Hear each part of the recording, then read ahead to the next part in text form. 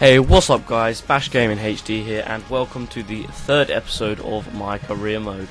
As you can see, I have previously uploaded the last two episodes, they've been quite a few days ago now, but YouTube has been absolutely retarded, and for some reason, I think it's only me that it's happened to, would not let me upload. So I was just a bit like, are you a major troll? But yeah, as you can see there, I've just gone in my shortlist, and I've just submitted an offer for Matija Nastasic, Manchester City youngster. I think he's actually appeared for them a couple of times in real life for them, in the Barclays Premier League and in the various cups which they're undertaking. He's a great young player, so I'd definitely like to bring him into my squad. And also there you can see Luis Muriel. We are still on that guy's case, and we are still attempting to sign him. But also, as you can see, Los Glil meet Arsenal's demands. It's a picture of Sanya there. It's another player which I am very happy to let go. He's a right back, whereas I think I'm also going to be bringing in right backs. I'll also be looking at players such as I've already looked at is Kyle Walker and other various people. So hopefully we can bring in someone else, because I'm not a big fan of him. But we've just got a few inquiries back about Fellaini and Gervinho. Here's the deal for Gervinho, and I put a counter. I don't know why I did a counter offer there. Should have just accepted it, but I'm sure it will go through anyway. And there is a couple of pop-ups that just come about. Daniele De Rossi and someone else, I believe it was. Daniele De Rossi and Vidal. So there's some big transfer talks, and there is the youngster which I was talking about last episode, guys. There's the inquiry for him. And there's some information that other clubs, I think it's such as Chelsea, are looking into Robert Lewandowski. So we're definitely looking into him. We need to snap him up fast, even though it is a major crisis if we don't get him. But as you can see, there's the Kyle Walker deal. So I was just discussing him a minute ago. We've just submitted $50,000 a week for him on a contract offer. I can't remember the amount of years it was actually. But hopefully we'll sign him. Hopefully he'll accept, and hopefully it won't go on for too long. But you know, that's how transfers goes. They always take ages. So as you can see, what I showed you last episode was all of these different players which I've got inside my shortlist. Obviously I'm not going to be able to sign all of them, but they're just a varied variety of the different players which I may need for different positions. So I've got a range of strikers, midfielders and defenders. I don't think I've got any goalkeepers in there, because I feel like Szczesny is a top-notch keeper. I think I'm not sure how old he is just to start off with his career, but he definitely goes up. He's definitely really young. I think his potential is actually over 90 in some cases, so I don't think I'm going to be getting rid of him. But as you can see, I'm just scrolling through, having a look if I can see anybody just to chuck up in this deal for Lewandowski, because I don't want to blow the whole of my transfer budget completely on one player. So I think I've got 13.5 there, and so that leaves me with 12 million. But there, if I went with 20 million, which is initially what they wanted, I believe, when I offered them, asked for inquiry, then I would literally have no money left.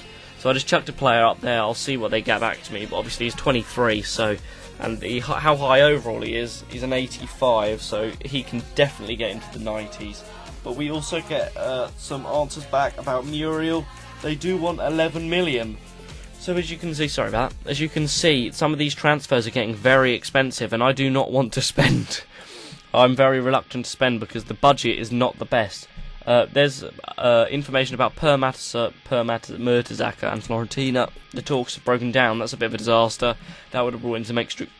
Don't know what's wrong with me. Brought in some extra cash, but I guess that another team will come in for him. I know he's not exactly a massive player, but I think back in Germany also he's quite a big hit. So hopefully a German club or something like that I'll offer for him. Kyriakos Papadopoulos is another player you can see there. But as you can see, all of the players which are in my watch list are all about around the 10 million mark. So, and I can't remember how much it is. I think it's like nearly around the 20-30 mark that I originally had in my transfer budget. But I'm just going to put an offer there for Phil Jones, as I was talking about him last episode, guys. He can actually play as a centre mid. That's also what I definitely look for in players, because the versatility just enables me to chuck players around, chuck players here, chuck players there, and it actually is so helpful to have a player that can play in a variety of positions. It just helps so much with fitness and other things like that. But we've also got an email here about Lewandowski and that it hasn't been accepted.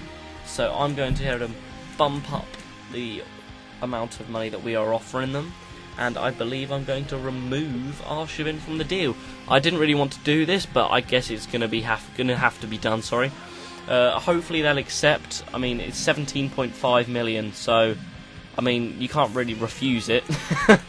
They also want 11 million. They are not budging for 11 million on Muriel. So I think it was 11.5 they originally wanted. So I'm going to try and squeeze in an 11 mil deal, but. Also, we get back here from Kyle Walker. So here we go. Plus Arteta from Tottenham. I knew we were going to have to overpay a bit because it is Kyle Walker and he does play for Tottenham. But we have signed a new right back, which is absolutely great for us, especially as Kyle Walker's young as well. And hopefully here, as you can see, I'm just adjusting the contract options for Phil Jones. Hopefully we can also get him into our squad.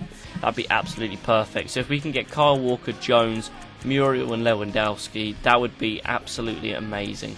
But as you can see, in the reserves and in the subs, I've got a lot of people which I can get rid of, which I can sell, and which I will be looking to get rid of over the following seasons. Also, another thing you'll see, guys, over the seasons that I'm playing, because obviously I'm quite far ahead than you. I'm further ahead than you. I will be adjusting the formation. I will be adjusting the work rates and things like that.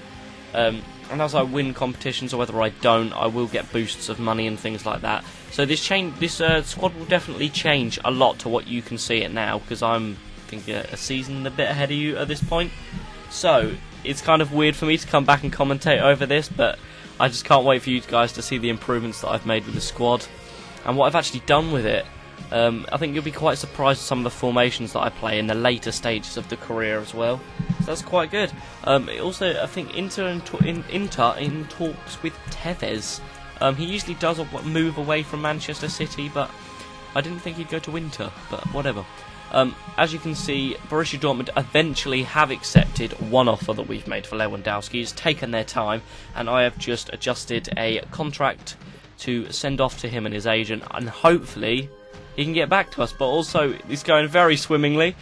We've got Phil Jones now signed, 78 overall, 20-year-old, versatile player, absolute beast. So we've got his services within our club, and I think he'll definitely either be on the bench or he will definitely be one of the starting 11. Sorry about that notification, guys. I actually forgot to take the notifications off while I was recording. I do often forget to do that between recording and not turning off the notifications. It is a bit of a bitch, but hey ho. And as you can see, I'm just swapping the players around just to see if I can get a bit of space, you know, because I like to have my squad nice and organised.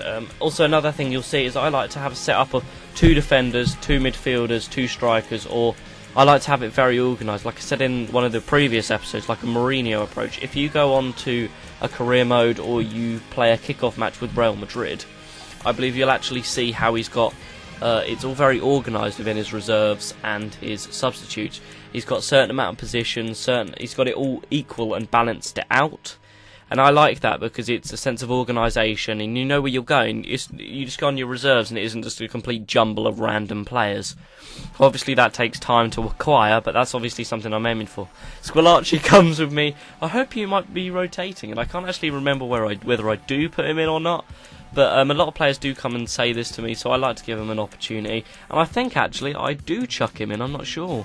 I've just put Mertesacker, and I do actually place him in. So, you know, me being the generous guy, you come to me and I will put you in the squad. But I believe this is a friendly against Toulouse, I don't want to say their name wrong.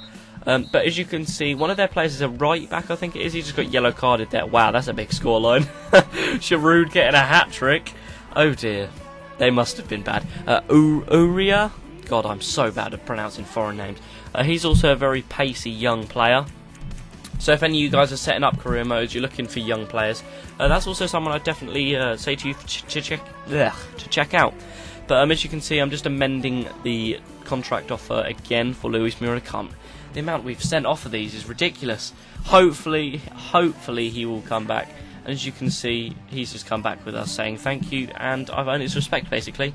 And I believe there was an email about Manchester United being involved with a number of players. But Lewandowski comes back again. Another negative feedback from them and him. he did not accept it. The thing is he feels he is a crucial player at his club. So what cannot be solved, guys, with a bit more money? Money solves everything. In the eyes of Manchester City and PSG, they have got countless players in real life just because of money. Like Lucas Moura, I believe his name is, went to PSG purely because of the money. Ibrahimovic went to PSG purely because of the money. They were top players at their squad, at their previous teams, but they just went there because of the money. End of.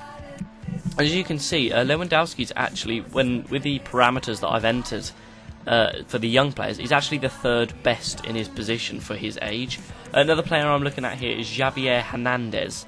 I also have another encounter with him later on in my career when he's gone up overalls, where I also look to bring him into the squad as well. But you'll see whether I do, you'll see whether I don't.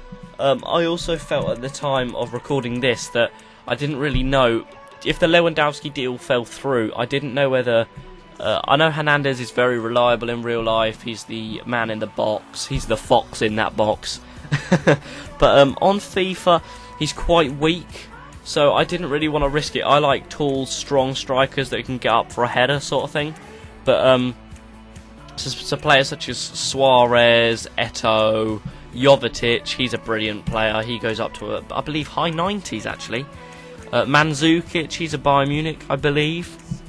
I'm probably wrong.